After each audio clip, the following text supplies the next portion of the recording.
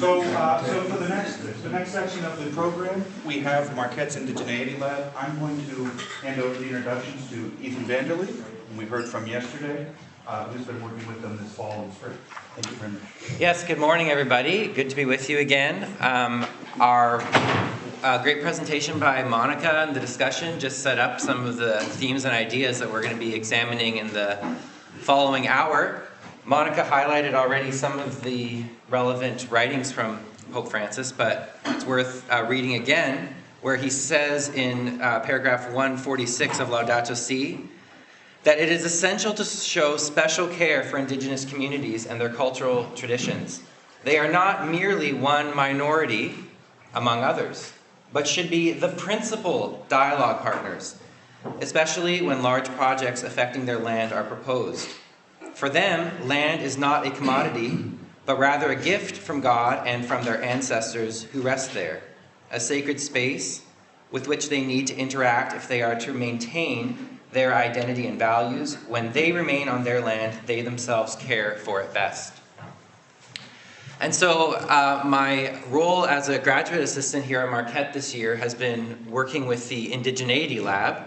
And when I saw the call for papers for this conference, I immediately thought that this is a really good fit for the Marquette Indigeneity Lab to present to a room full of theologians, especially in light of some of the things that Pope Francis has said and what we're discussing this weekend. The Indigeneity Lab has been at Marquette since 2021, started under the leadership of Dr. Jacqueline Schramm and Dr. John Su, and it functions as a summer research opportunity for undergraduate students. 3 faculty, 2 of whom are represented here, supervise 1 or 2 undergraduate students in relevant topics, issues, concerns on local and beyond local indigenous issues. Pope Francis goes on in Querida Amazonia, as has also been mentioned today, to talk more about indigenous issues, specifically in relation to the Amazon region. Here in Milwaukee and in Wisconsin, we have the Menominee region. We have a river system. There are ancient, rich traditions of indigenous peoples that the Indigeneity Lab seeks to engage with, support, encourage.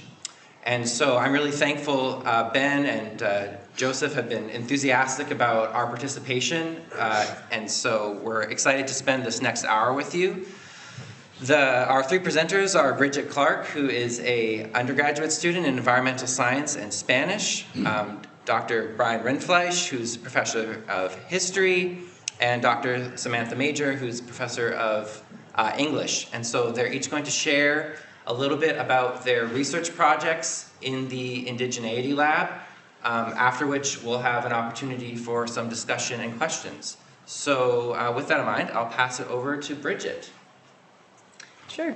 Thank you guys all for being here. I'm going to start us off with one section of the lab, one thing we do research on, which we call the Wild Rice Initiative. So you can see here, this is a trip we took in the summer to the closest wild rice that grows to Milwaukee. It's about 50 minutes away from here.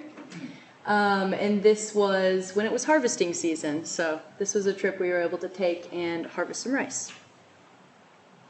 Bridget, if you would forgive a rude interruption, I just wonder, are you guys sharing this through the Zoom link already?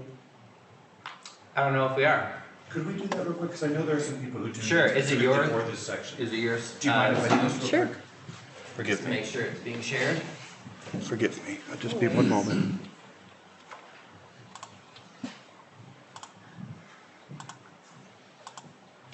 All yours. Okay, great. Thank you.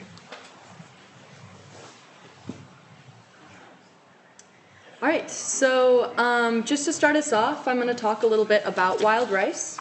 So wild rice name in Anishinaabe is Menumen or Menomen, which means the good berry. It's not actually a berry, it is a cereal grain that grows in marshy areas or rivers with a slow current. It's a sacred food for indigenous peoples, especially the indigenous peoples around the Great Lakes region. And it is a plant with rights. So in many tribes, wild rice has rights similar to human rights. For example, in the White Earth Band of Ojibwe, they have recognized wild rice's legal rights in their tribal courts, which protects the rice and its freshwater resources both on and off reservation. This is the first law in the United States to recognize the legal rights of a plant species, which I thought was pretty interesting. There's also a large importance on its sustainable use. So a lot of the tradition and culture around rice and consuming rice is very sustainable. That's actually mentioned in Laudato Si, how important sustainable consumption is. In paragraph 150, Pope Francis says, consideration must always be given to each ecosystem's regenerative ability in its different areas and aspects. So a way that this is seen out through the sustainable consumption of wild rice is that there are people within each tribe that designate picking seasons, when people are able to take the seeds of the rice and when they are not able to, or if there are areas that their numbers are dwindling, people in the tribe will regulate when that's able to be consumed versus when all the seeds should just be left to go back into the river so that hopefully there can be a bigger growth next year. And also it is a superfood, so it is a very highly nutritious grain. And it is able to be stored over winter, so that kind of coincides with its sustainable use because it is a staple crop for eating in the winter when you can't get many other plants. So this is a little bit on the traditional ricing process. This is just a few steps. So this was the Indigeneity Lab 2 summers ago, going in that same area where we have found wild rice. This is the process of knocking the rice into the canoe. Then once you let it dry out for a few days, you parch it on a fire, and then kind of like the husk on the grain will come off when you dance the rice, and then you are able to store it or consume it or whatever you choose to do. This process is, it's very spiritual, it's very special, and kind of every aspect can be different, but also some aspects are very similar between many cultures around the Great Lakes regions. So this is a little bit of the history of wild rice in the Menominee. So for thousands of years, the Menominee Valley was marshland, home to wild rice. You can see kind of in these areas here, that's wild rice, that's wild rice, that's wild rice. This is a map from 1837. The Menominee area, which is the river valley that Milwaukee's in, as Ethan mentioned, it's actually, the name Menominee in Anishinaabe is derived from Meno, meaning good, and Min, a term for grain or fruit. So I thought it was very cool to learn that kind of the origins of Manoomin and Menominee are so similar. So the forced removal of native peoples has been directly associated with the decline of wild rice in the Menominee. In the mid-1800s, the marsh was filled with sand and soil for more land development, which destroyed many rice sands. The river was straightened and canals were cut, further destroying rice. And then in the 1900s, the river was heavily industrialized. A lot of factories are there, and there's a lot of old factory sites around there. But since 1998, there have been a lot of efforts to revitalize it. However, the DNR still today encourages you eat 1 or less fish a month from there because a lot of the sediment is so heavily polluted that it can become detrimental to human health. And I wanted to highlight this just to kind of go over how like the historical, political, and social context of wild rice is so important to the research that we do here.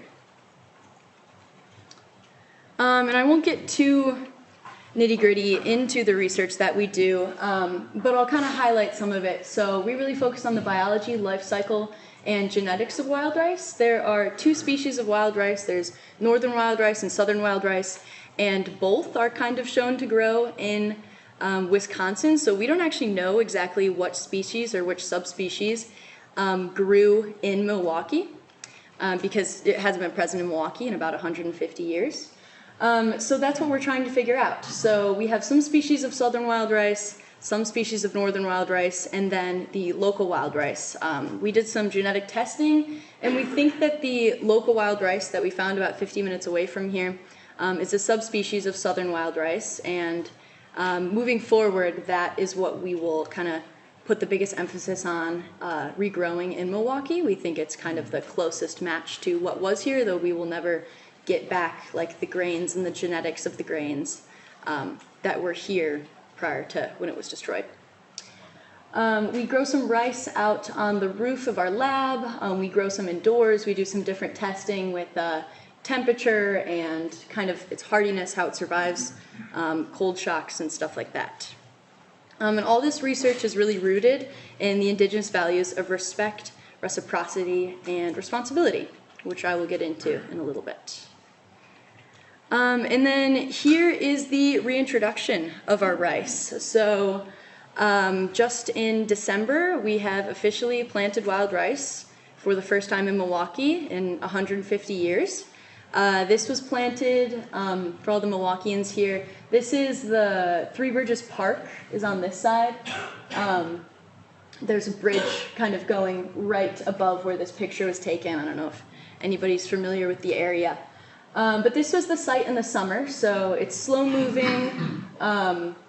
We actually took some of the sediment, we brought it to the lab and we grew some rice in it, and compared to the sediment that we have just on our rice paddies on the roof, the rice plants from this sediment actually grew a lot taller than those grown on our roof paddies. So we're hopeful that it has a good nutritional content to the soil, and we're also hopeful that that means that there's not too much pollution to inhibit its growth.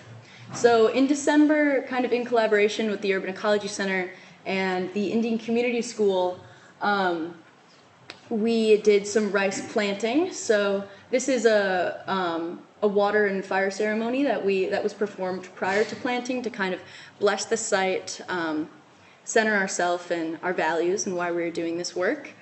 And then we planted the seeds, so they will hopefully be coming up in April, and we will see if some of our experiments are successful. Something that we hope to do is test the rice for contamination, because we are not sure. It is safe to say that the rice will have to take up some of the pollutants in the soil as it grows, but we aren't sure where it will store it. So we aren't sure if that'll be in the seed or the leaves, and that will be really important to figure out to determine if the rice is safe to consume, or if it is more, if its presence there has a greater role to kind of cleanse the area, cleanse the sediment, take out some of those pollutants. And then this is a quote I pulled from Laudato Si, paragraph 215. If someone has not learned to stop and admire something beautiful, we should not be surprised if he or she treats everything as an object to be used and abused without scruple. So I wanted to pull this quote because it kind of reflects the type of holistic science that I think we do in this lab. I view science as a sort of contemplation. And contemplation is very present in Laudato Si, in the message that Pope Francis is trying to get out. Because I spent countless hours with rice this summer. I saw it in all of its life stages. I saw many different species. I learned the cultural context of the rice and the spiritual context of the rice. And I see that as a sort of contemplation to kind of really know something and really value something and put all your time and effort towards it. And I think that's kind of what Pope Francis is calling us to do, to really get to know our environment, get to know our neighbors, get to know ourselves, and that be a means towards kind of an inner spiritual conversion towards solving the ecological crisis. I think a way that the work we do in the lab does distinguish itself a bit from the messages of Pope Francis kind of centers around this concept of reciprocity. So I've learned how these relationships that we build with the natural world are truly reciprocal. So wild rice is seen as a teacher in some ways of the concepts of interdependence and community relationships, because the way that it fertilizes is its female part is on the top of the plant, its male part is on the bottom, so it can't fertilize itself. Its pollen won't fall onto the seeds, basically. it has to be kind of in communion with a lot of other rice to be able to fertilize and to be able to grow. And that teaches us a lot about living in community with others and kind of the inherent interdependence of our existence. So I think that that's something that Indigenous teachings and the mission of the lab go kind of one step farther than what Pope Francis described in Laudato Si is really giving the other side, the non-human side of these human-nature relationships, kind of the autonomy to be teachers and caretakers and relatives and in community with us. So that is all. Thank you.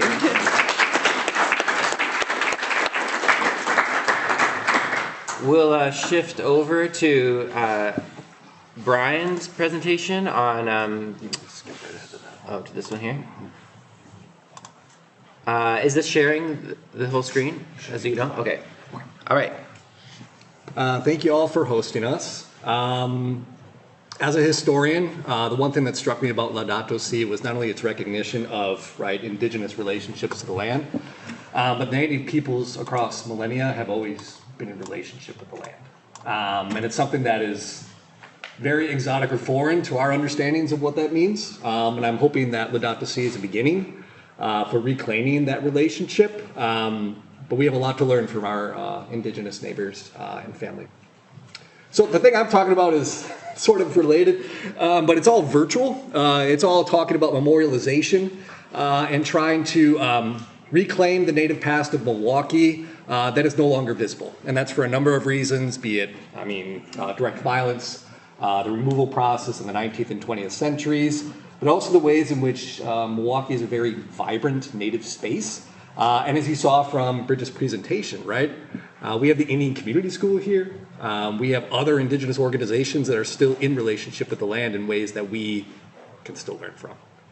So the first project that we started when sort of the lab developed in 2021 was thinking about, okay, so how could we maybe map native space in Milwaukee? Because there is no consideration whatsoever for native spaces when it comes to urban places like Milwaukee. Let alone, if you ever get a chance for a field trip later on, you can walk about 4 blocks down Wisconsin Avenue.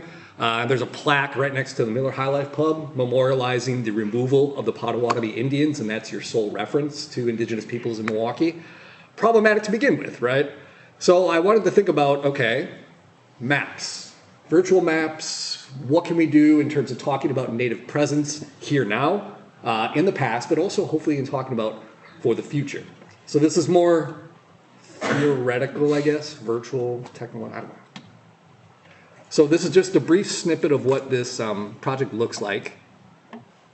This can all be downloaded on the map of the lab. So the Menominee River Valley that Bridget was talking about, where wild rice has been replanted, that's literally right behind us. So in our backyard of Marquette.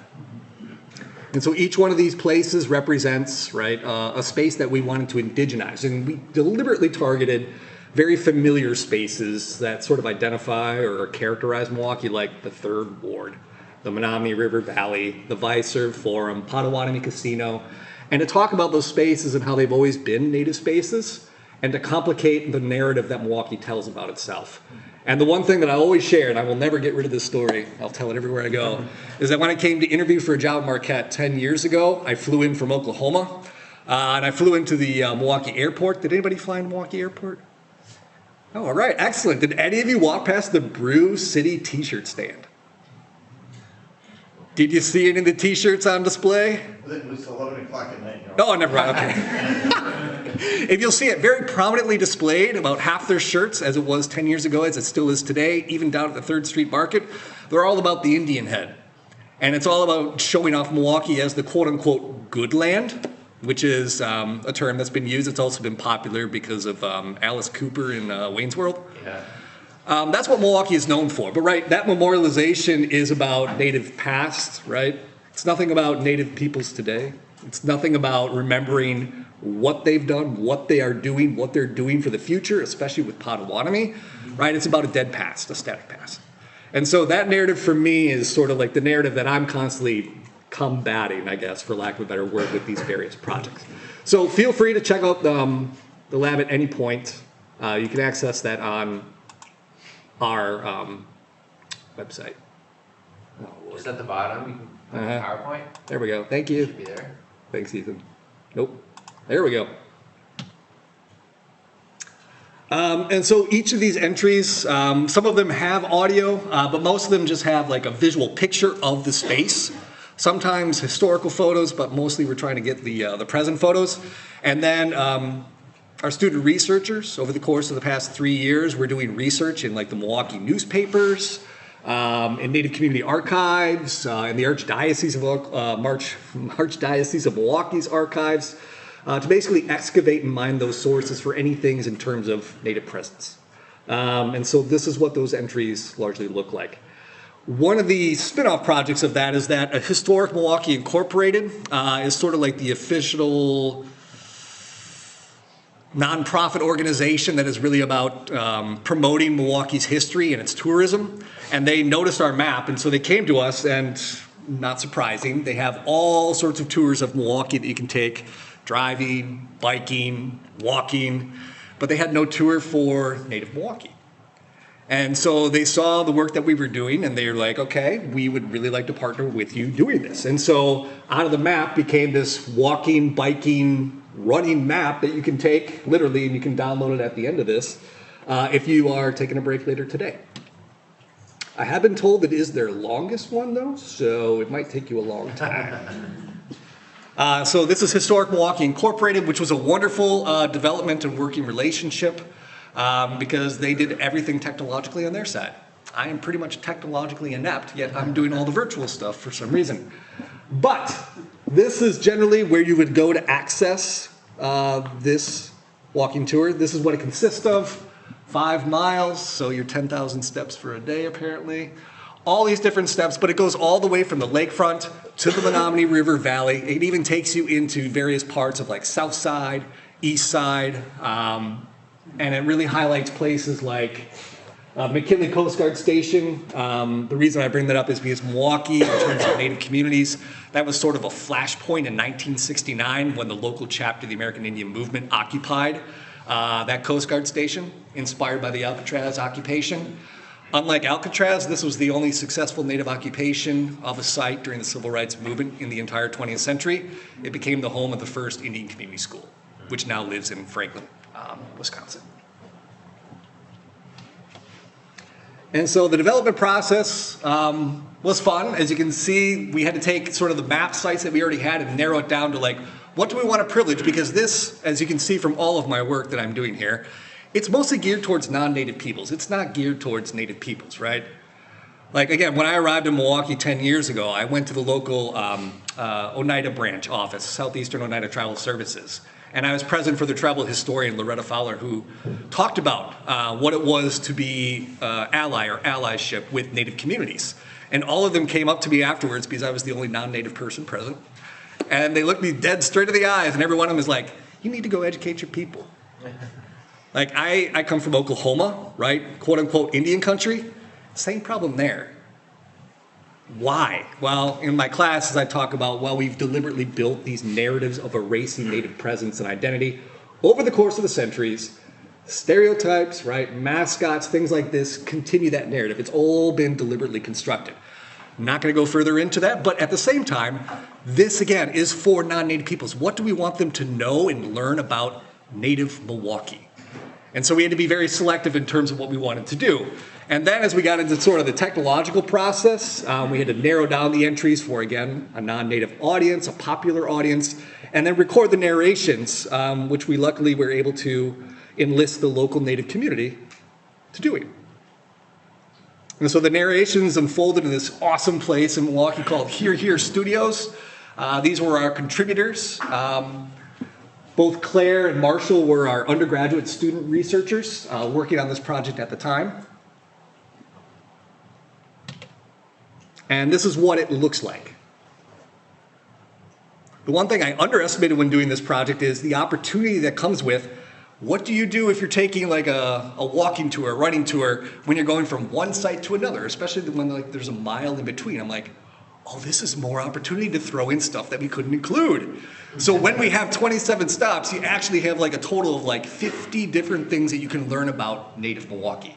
All the way from the beginning, right, millennia upon millennia ago, all the way up to the present and hopes for the future. And again, this is just sort of, right, the narratives that we want non-Native peoples to take away from this tour.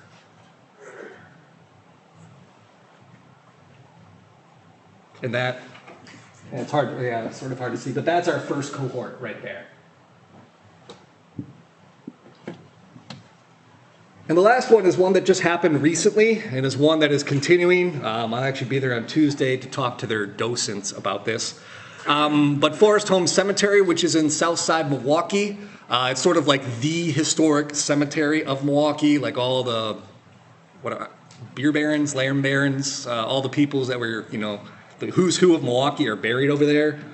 But they saw what we were doing, and one of the docents, her name escapes me right now, was convinced from doing this work over the course of 20 years, after she saw a map, original map of the Forest Home by Increase Lapham in the 19th century, that there were still Indian mounds preserved. So Mississippian mounds, we're talking about tens of thousands of year-old mounds, still encased in the Forest Home Cemetery, in effect, protected by the cemetery from industrial development. So they reached out to the Ho-Chunk Nation. The Ho-Chunk Nation came down, and immediately their expert, Bill, he knew right off the top of his head. He pointed to those two spaces, the two mounds, and he said, yes, those are mounds. They're likely Ho-Chunk mounds. And so then the Forest Home Cemetery had the responsibility to think about how do we further protect those lands? Because there are graves built upon them and other things. So how do you do this in good relationship with those mounds and communities? This is the man, Increase Lapham, who literally put Milwaukee on the map. He mapped this entire space. You can see this is the earliest map of Milwaukee that he developed. But another one of his maps, later printed, was also going around Milwaukee and the rest of Wisconsin, documenting all the remaining mounds that existed at the time of the 1850s. And as you can see here, Milwaukee was a hotbed for Mississippian mounds, largely on account of its landscape, the waters, and the three rivers. And you can see, yeah, the ones that were at Forest Home Cemetery. So you can see the one in the middle and the one to the right of it. Those are the two mounds that still exist at Forest Home Cemetery. The other ones do not, and unfortunately, the effigy mound no longer exists as well. And again, what the lab did is we went through the papers of Increase Lapham all last summer. They're at the UW-Madison. And we went through all the maps that have been published. We went to Forest Home. We worked with Forest Home's docents. We worked with the Ho-Chunk Nation in determining, okay, we now have to, I mean, it's been verified by the Ho-Chunk Nation. Now we need to historically verify that these are mounds. And then we called in UW-Milwaukee's Anthropology and Archaeological Department, who came out to also verify on their end that these are legitimate mounds, which then kicks in state and federal protections. And that's exactly what we did. And so now those two mounds, we're in the process of getting them not only registered, but figuring out for the cemetery, how do you talk about these mounds now in your docent tours, but then how do you memorialize these for the future? At the same exact time that now you have a responsibility to move all the people who have been buried on top of those mounds out of those. And then how do you then treat the mounds, care for them, and as our lab is continuing to work on, is like, you gotta be in dialogue with the Ho-Chunk to do this. And so this is the ongoing project right now that we'll be working with throughout the next couple summers. Who knows what's gonna develop. But if you wanna download the tour, go right ahead. Other than that, I'm gonna turn it over to Sam.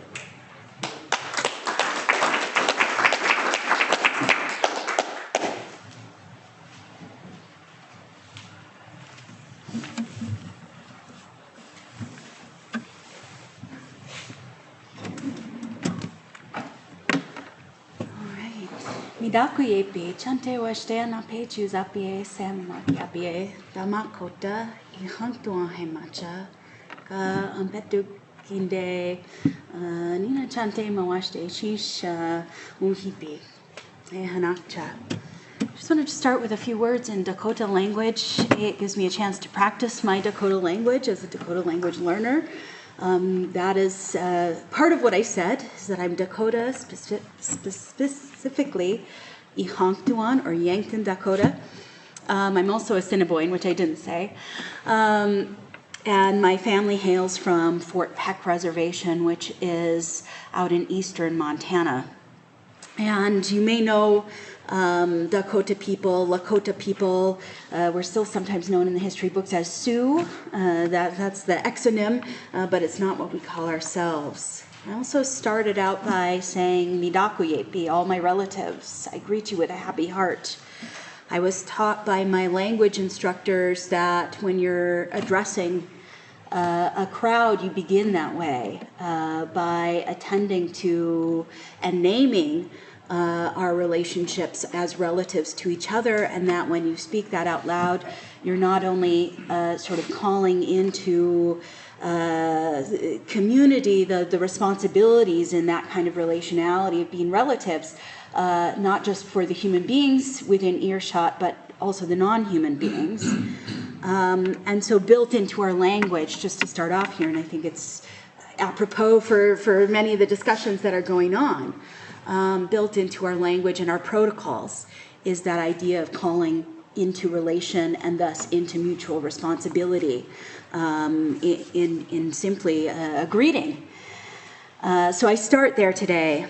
I also said I'm really glad to be here because we're all here today. It's good to be sort of in person and getting to share a couple of things.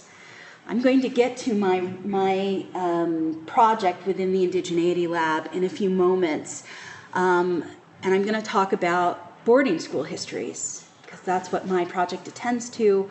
Even though I consult on wild rice and we sort of share in building these projects together in the cohort, my particular project comes from the fact that Marquette has the Bureau of Catholic Indian Missions holdings here in our archive. So all of the records for the Catholic Indian boarding schools.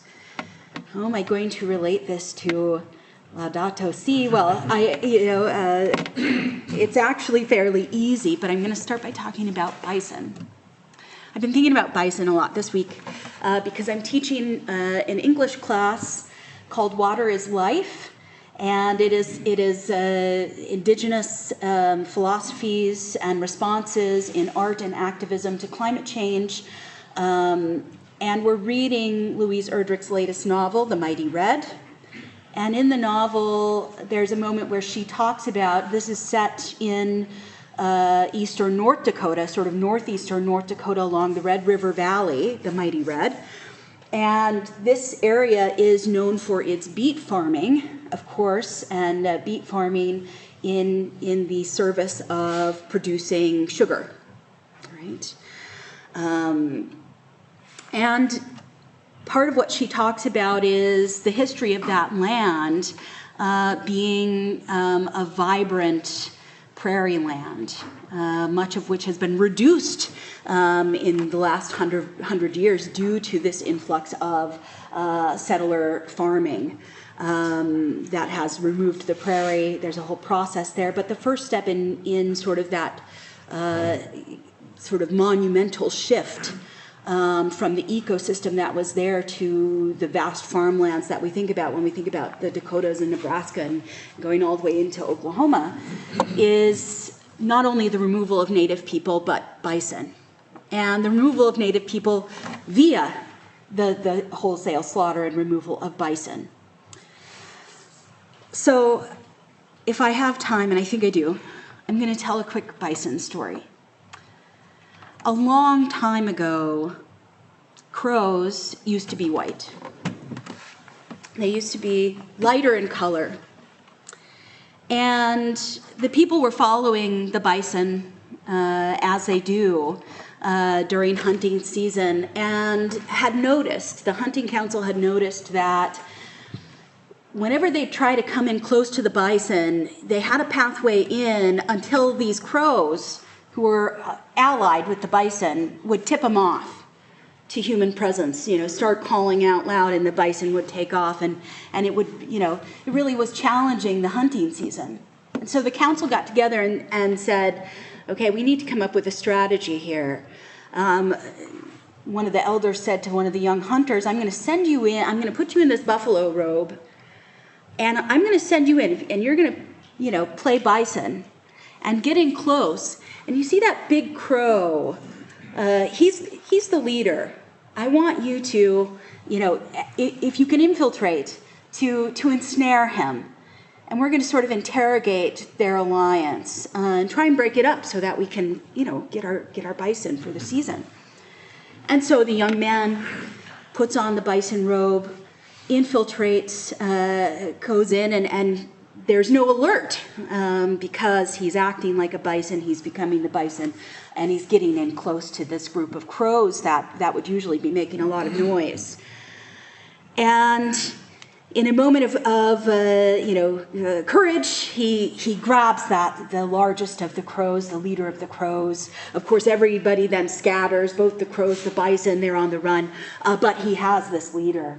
So they take the crow back to the campfire, and they tie him up in twine and ensnare him, and begin to sort of interrogate the crow about his relationship, and why is it, we're just trying to to live here, why is it that you alert the bison to what we're doing all the time? What is this allegiance? And the crow is sort of being very obstinate, not offering much in this. But the crow, being wise in his own right, is looking for an opportunity. And because he's been brought near the fire, there's a moment at which the people are a little bit distracted, and he tries to take flight, of course. And in his jostling, in his attempt to loose his wings, the tie is extended, and even though he's still tied, he goes into the fire.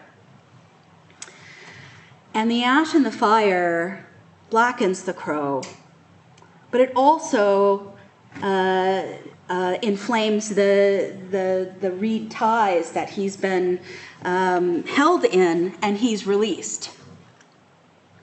And the crow flies away back to his group, and to this day, the bison and the crow remain fiercely allied with each other.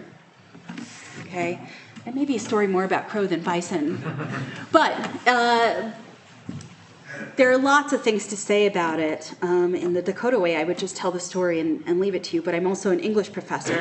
So oddly, I go against that grain. And there's much here in the story. In many of our stories, other than human relatives, are the central figures. And the stories reveal insights into their character and our relation to them and their relations within each other. I often tell my students, especially in a class like Water is Life, that for Native people, unlike we see in our own academy, our students experiencing the siloing of, for instance, science and art. In the Indigenous way, these things are contained all together in stories like this. Today, there are about 500,000 bison existent, and that's up from the 2,000 bison to which they were reduced at the end of the 19th century. There had been estimated within the 19th century over 60 million bison. 60 million bison to 2,000. And in a century in between, the restoration has been to now 500,000. If we want to restore and understand relationships of ecosystems like the prairies, we have to understand bison. One of our projects that is coming into the Indigeneity Lab over this upcoming summer is a grant-funded project at Marquette campus connected to and inspired by both Laudato Si and our land and water acknowledgement.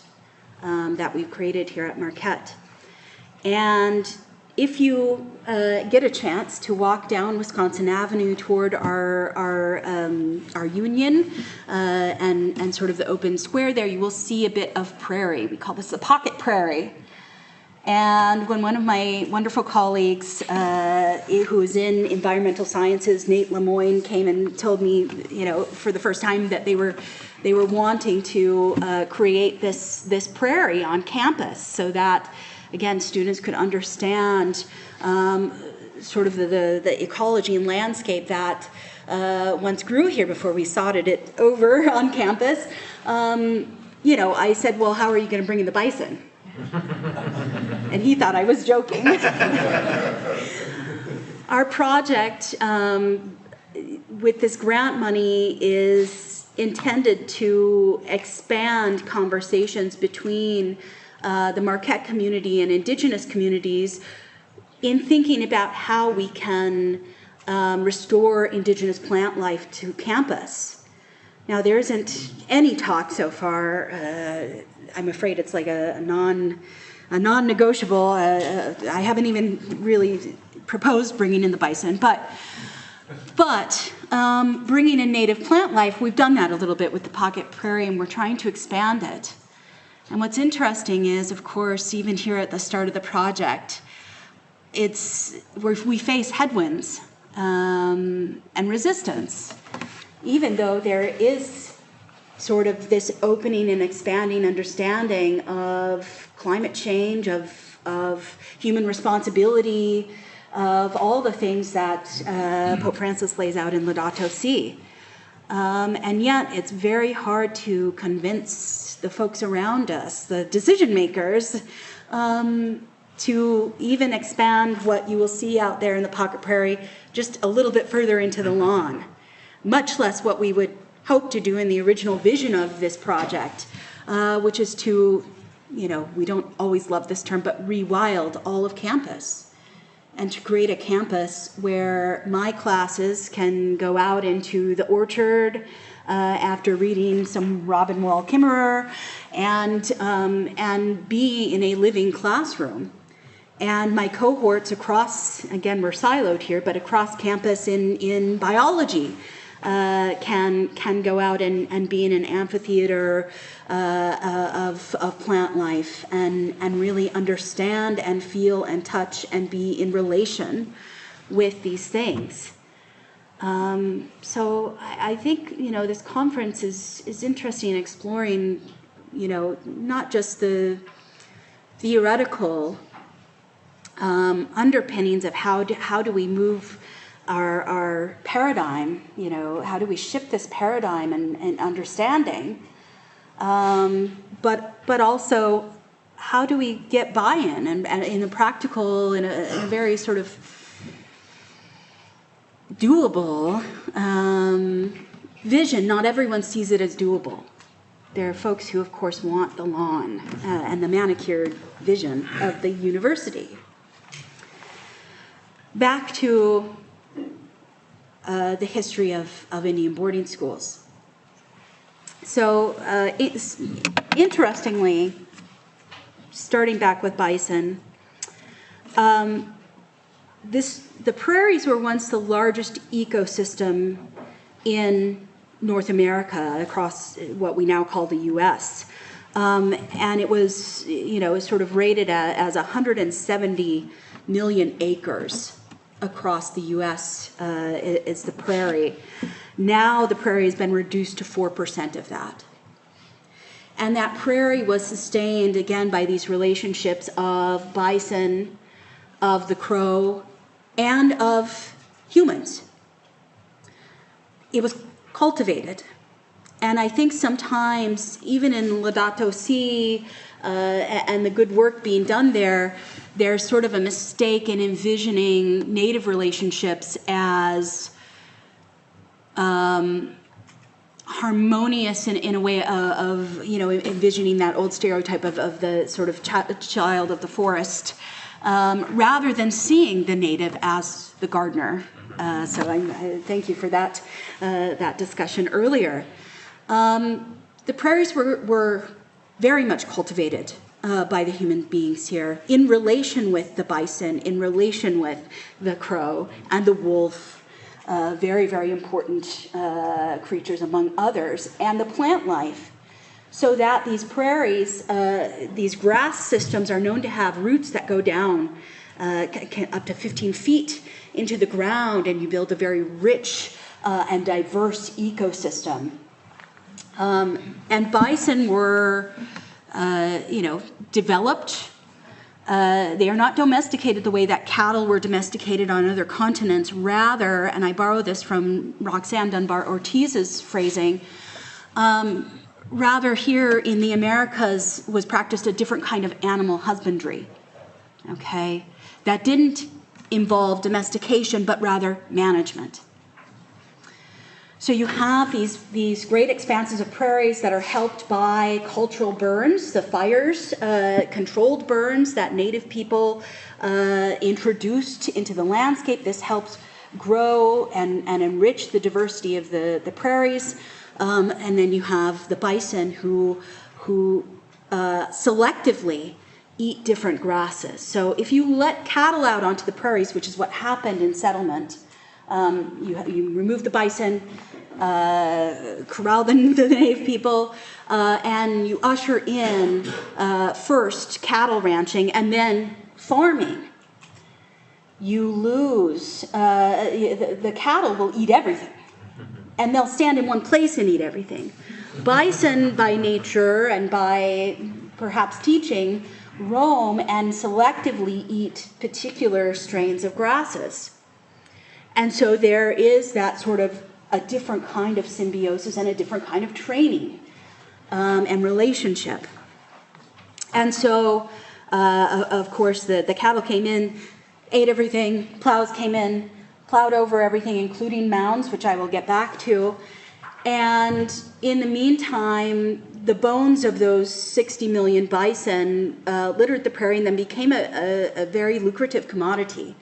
So they were collected, and when you're collecting bones, I'm just going to suggest here, and this is very dark, but that when you're plowing over mounds, many of them burial mounds, and bone matter has become lucrative, and you are a poor settler farmer trying to work the land, and you are collecting bones, they all come together. And these are sent east to be used in the process, to be burned down into coal, and then be used in the process of refining sugar. And we're back to the beet farming. Okay. 170 acres of prairie reduced to 4%. The Catholic Church, at the moment, estimated, owns roughly 177 million acres of land around the world. When we think about the boarding school history that's contained here in the records at Marquette, the records here are from the institutional perspective. When I go into the records, I have to really read between the lines to find the student voices. Where do we find the student voices? Sometimes there are little moments in these records that speak to student voices, but otherwise student voices are found in their continued relations with the land. They're found at the sites of these boarding schools, their names etched in brick as remembrances. They're found on the gravestones, the ones that are marked, and the ones that now we are beginning to mark in stone, recognizing that there are many unmarked graves of children at sites all over the world. And so one thing that I find, and this is, I'll wrap up here, but as I think about our boarding school work here is to create a companion site to our boarding school archives, the library site, that speaks more to the children's experience and the student survivors' experience of the boarding schools, and to offer that context.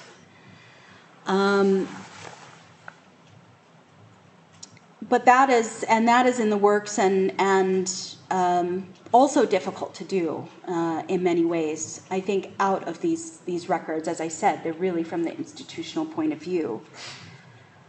But there have been calls with the papal apology and with the ongoing land back movement that many of these acreages that the Catholic Church was given by different governments, I'm thinking Canada here, I mean, they're further ahead of us on their sort of truth and reconciliation, although you might ask Canadians and especially First Nations how that's going. And here in the United States, I would say we're, even though in the past, the administration of the past 4 years, we had the initiation of an investigation, I would say that that's going to be stalled for a while. And yet, I think the Catholic Church and this sort of, what I hear is a great borrowing and an entry to understanding Indigenous points of view within Catholic understandings, has a great opportunity to return land. And I think that's part of what, for me, is missing or is the next step in what I've read from Laudato Si, is where is the move to restoration in that way, and putting, maybe ourselves collectively as human beings, but also we're talking about responsibility here, and we need to name who, right? There's a more specific name to where sort of this destruction came in when if we just think about the example of the prairies. Who has the responsibility to take a step aside and watch and listen? So these are the connections I'm making, and when I think about our boarding school, I think the twin attendance to our ecological relationships and our social relationships is well stated here and produces a next step. Thank I you. think.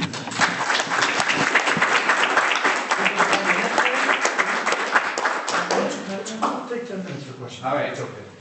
Well, thank you so much to our three panelists. It's been fascinating and enlightening, I hope. So I'll throw it open to the floor for any questions that you'd like to pose to our panelists here from the Indigeneity Lab. Go ahead. Yes, these are just great, so I really appreciate this opportunity. Samantha, I had one question I just wanted to get clear on the bones and the processing of sugar. I want to make sure I understood that. So I'm not, that's good. Very stark.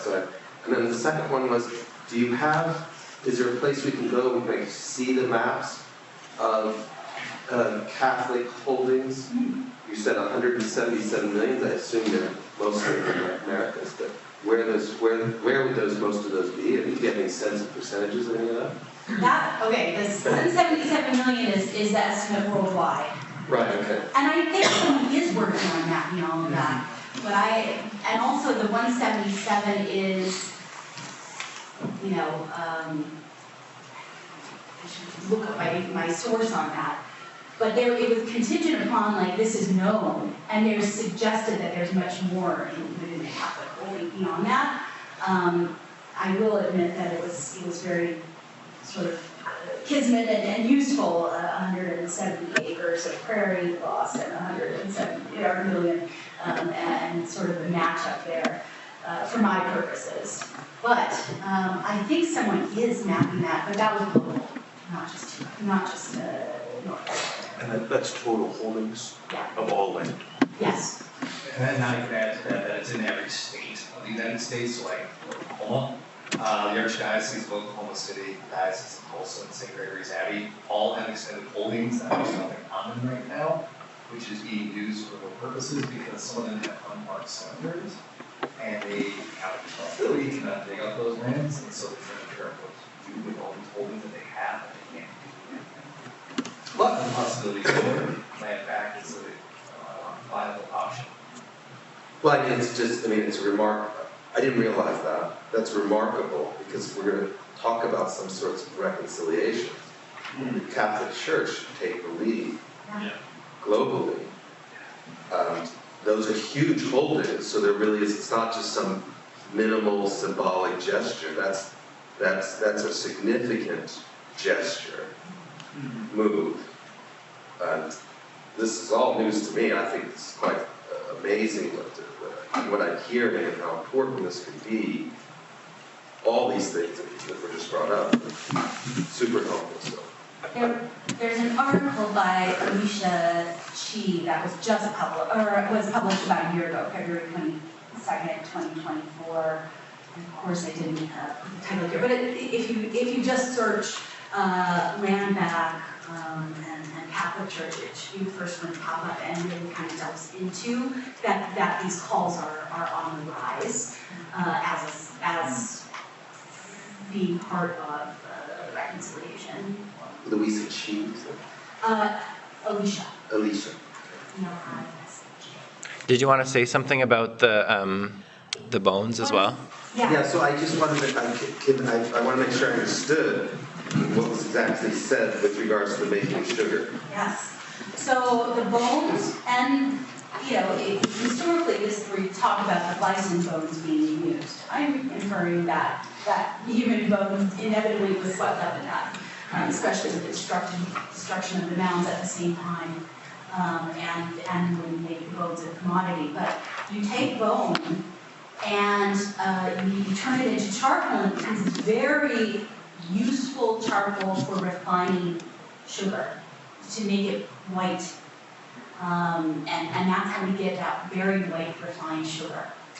And so all the bones of the bison in the West, and their photographs of piles of bones that are piled up next to the train tracks and being sold, so again, it becomes this very lucrative thing, and being sent back east, to places like Pennsylvania, where then it goes through this charcoaling process, and then all of the beets that are now being grown, and you get a sugar industry going, and then the sugar industry from the plantations at the same time coming out in refining sugar with use of bones. Yes. It's like microplastics today in my brain. Let's have another question. Yeah.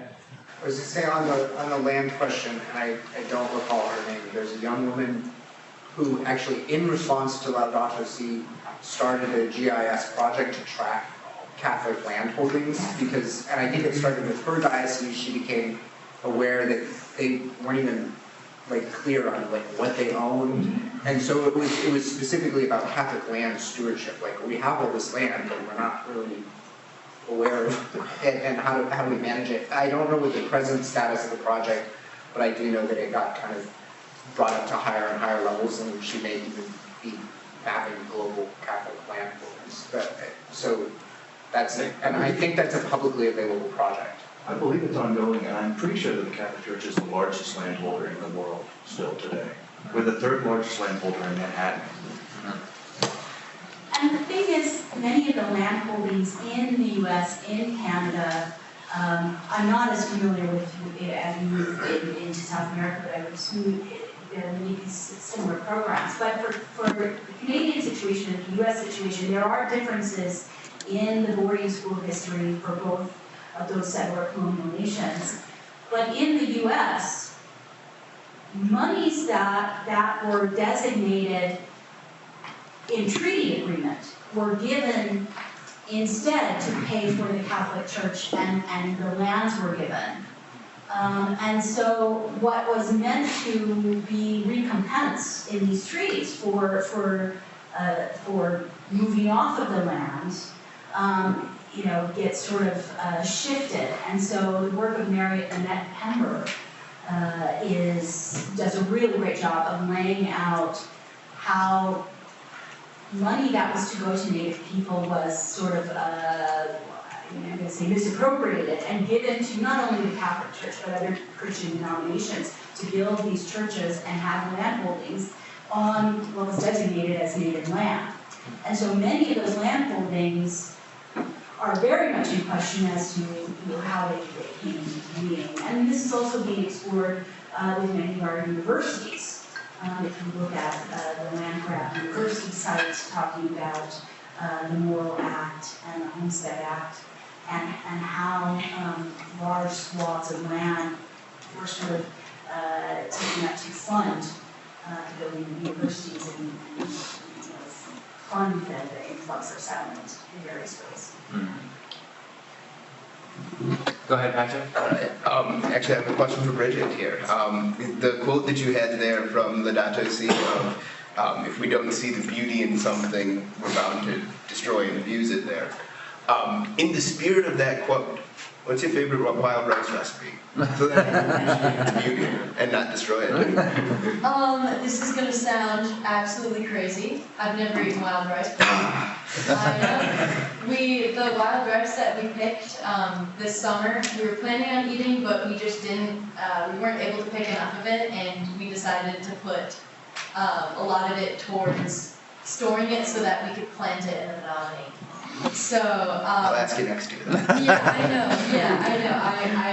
I would love to try a traditional native recipe with wild rice, but I haven't yet. Bridget, I'm going to make you a meal. Okay. Very soon. Okay. I will report. One more question. Go ahead, Professor.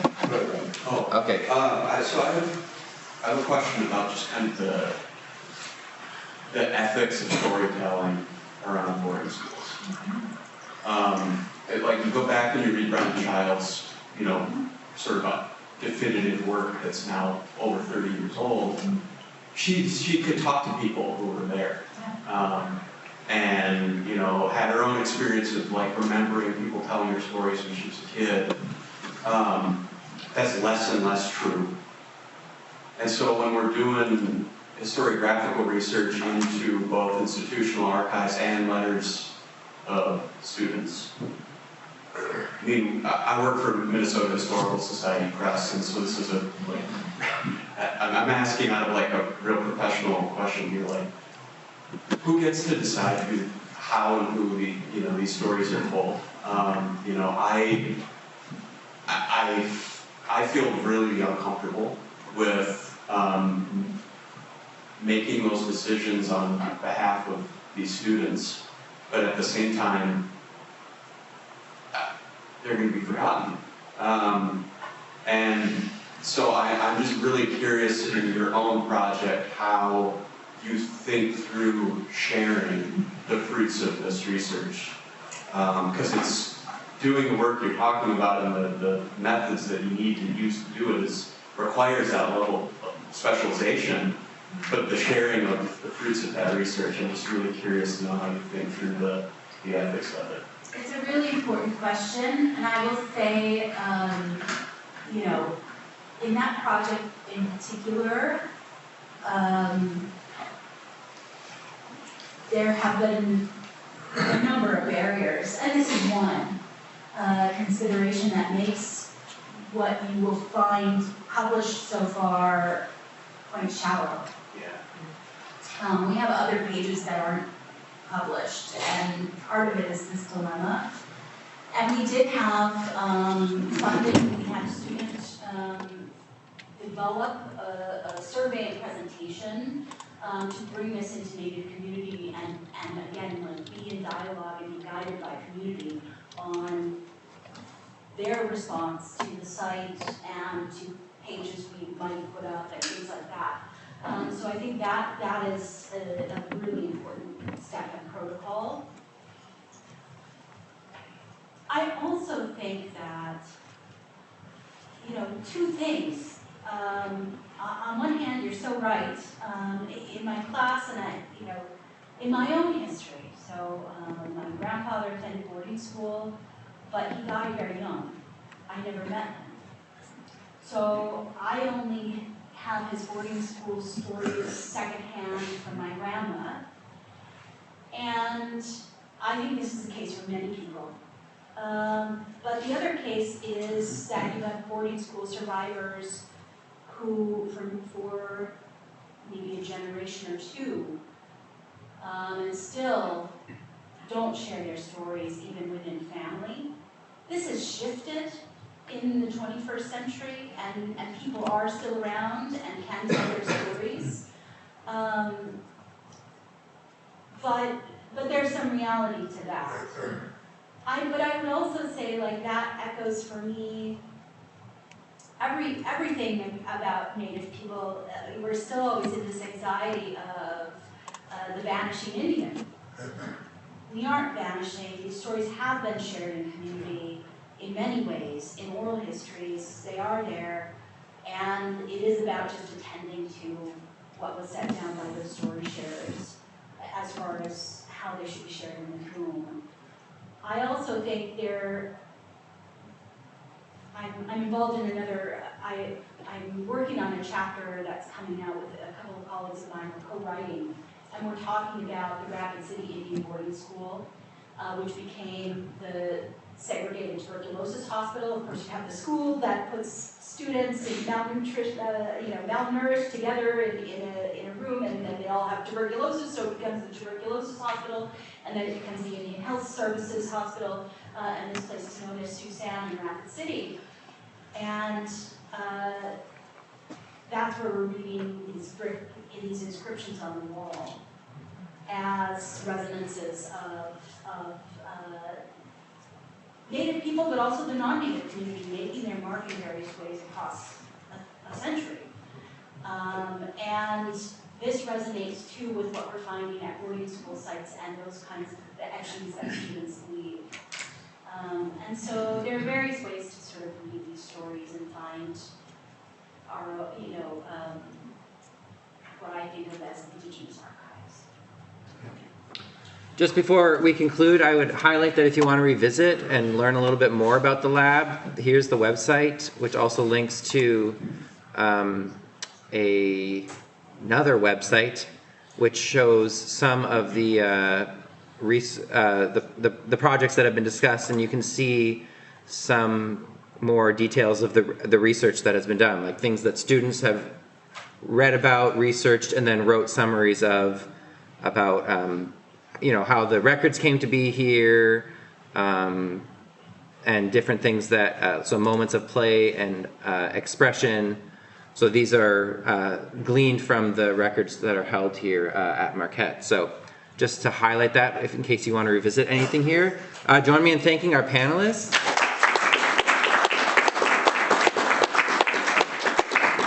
And I'll let Ben tell us when we should be back here. Why don't we come back around 11:05 and lunch order again. Today we're going to, today I'm going to Potbelly Sandwich Company, so I don't have a fancy QR code today.